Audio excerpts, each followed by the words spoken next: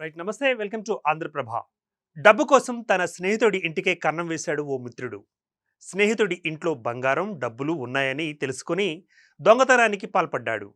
ఈ ఘటన హైదరాబాద్ బంజారాహిల్స్లో ఆలస్యంగా వెలుగు చూసింది. ఉదయనగర్కు చెందిన శివరాజ్ ఈ నెల 16వ తేదీన కుటుంబ సభ్యులతో నిజామాబాద్ వెళ్ళాడు.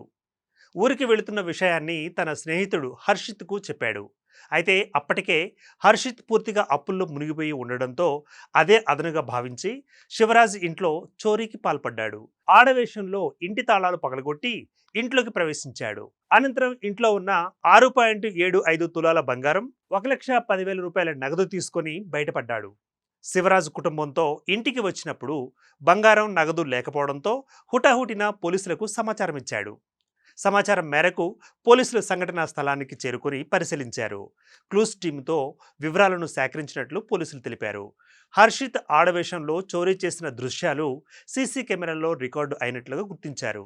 హర్షిత్ను అరెస్ట్ చేసి అతని వద్ద నుంచి బంగారం, నగదును స్వాధీనం చేసుకున్నట్లు పేర్కొన్నారు.